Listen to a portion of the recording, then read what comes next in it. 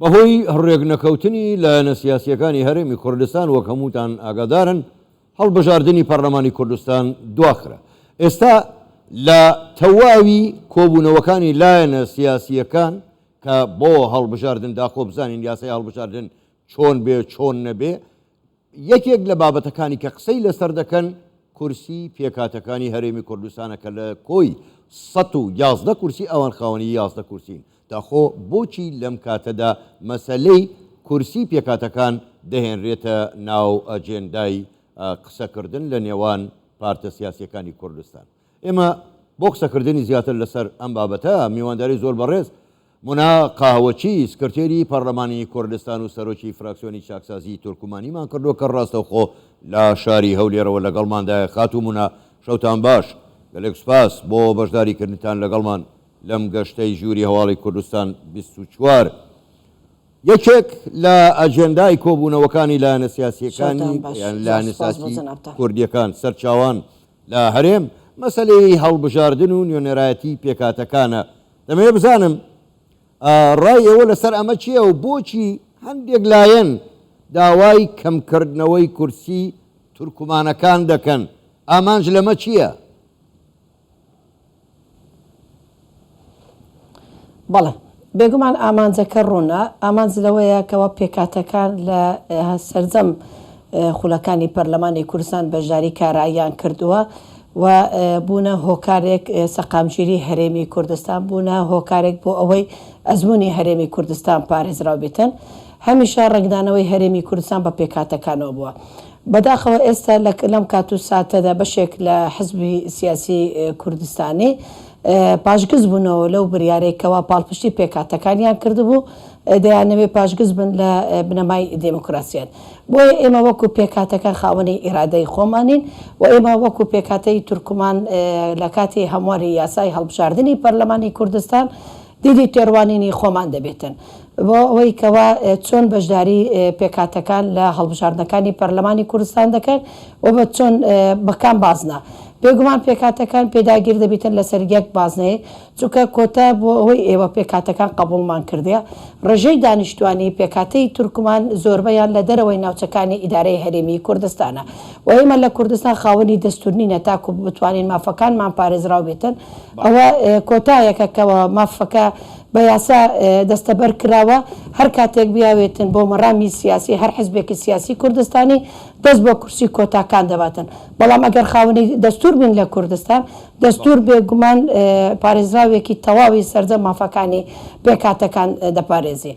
وەکو پێکاتەی تورکمان لە کاتی هەمواری یاسای هەڵبژاردندا مادەی گرنگمان هەیە کەوا دەستەبەرکردنی مافی پێکاتەکان هەر حزبێکی سیاسی تورکمانی تۆمار نەکرێبێتن لەلایەن وەزارەتی ناوخۆوە و دەنگی لەسەر درابێتن وە کۆنگرەی ئەنجام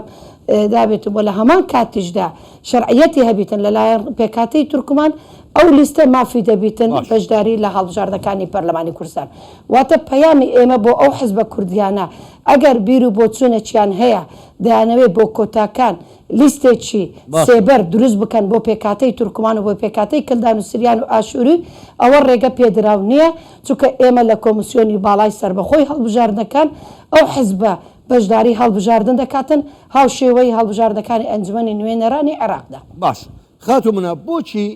داوای کەمکردنەوەی کورسی پێکاتەکان دەکەن؟ بەڕای ئێوە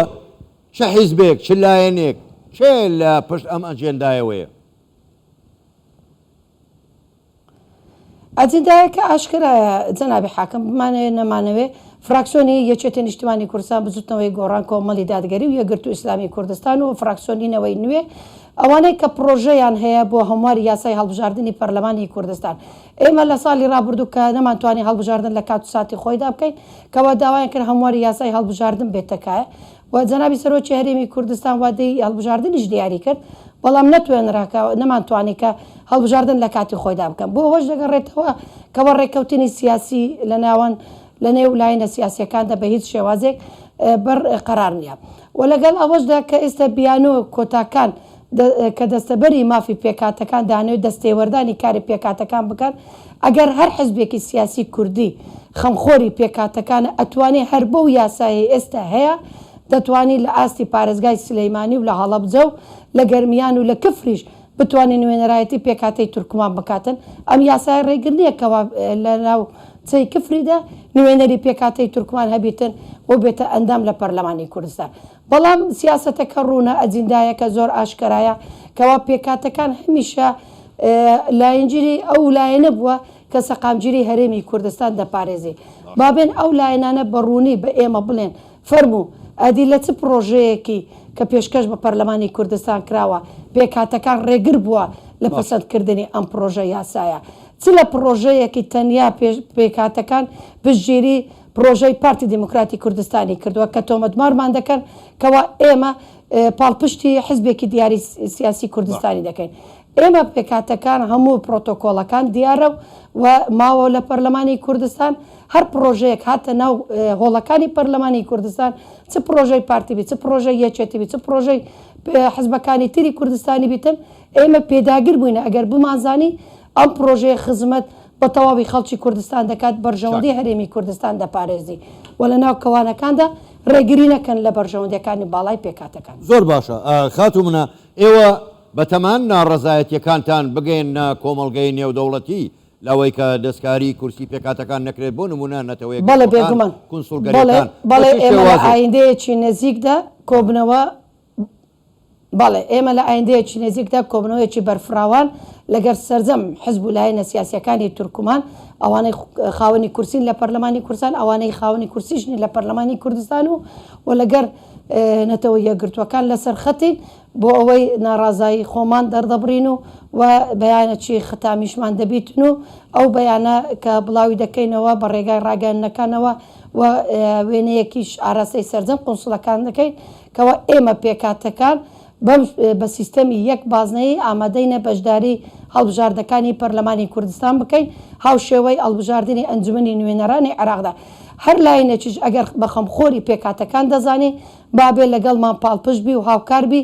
لە هەمواری یاسای هەڵبژاردننی ئەنجومەنی نوێنەرانی عێراقدا کە ئێستا ئەم یاسایە هاتە باس بەرەوە هەموار دەچێتن و ئێمە وەکو پێکاتەی تورکمان دەمانەوێ دەنجی پێکاتەی کورد لە بەغدا لەگەڵ دەنجی پێکاتەی تورکمان بیتن کە کۆتا سیستەمی کۆتا بگەڕێتەوە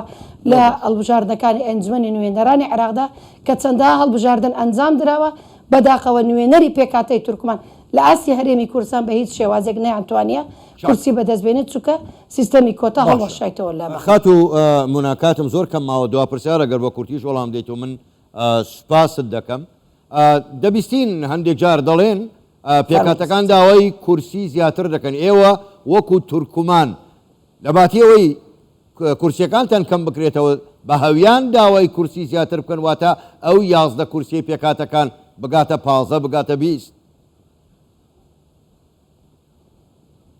بەڵێ بێگومان پێکاتەی تورکمان مافی خۆی ئێتی داوای کورسی زیاد بکە لە پەرلەمانی کوردستان بە پێی ڕێژەی دانیشتوانی پێکاتەی تورکمان ئێستا لە هەرێمی کوردستان ڕێژەکەی زۆر لەمە زیاترە کە ئەم یاسایە لە ساڵانێک دانراوە کە ڕێژەی تورکمان لەگەر ئێستا جیاوازیەکی بەرچاوی هەیە بۆیە ئێمە بە پێویست دەزانین کەوا کورسی کۆتاکان زیاد بکرێتن و بە پێچەوانەوە ئێمە وەکو پێکاتەی تورکمان سازش لەسەر مافیەکانی خۆمان ناکەین لەگەر هیچ لاینێکی سیاسی کوردستانی کە پێچەوانەی مافەکانی ئێمە بێت.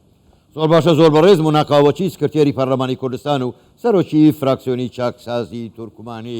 گەلێک سوپاس بۆ بەشداریکردنتان لەگەڵمان سوپاس بۆ ئێوە شەوتان باش.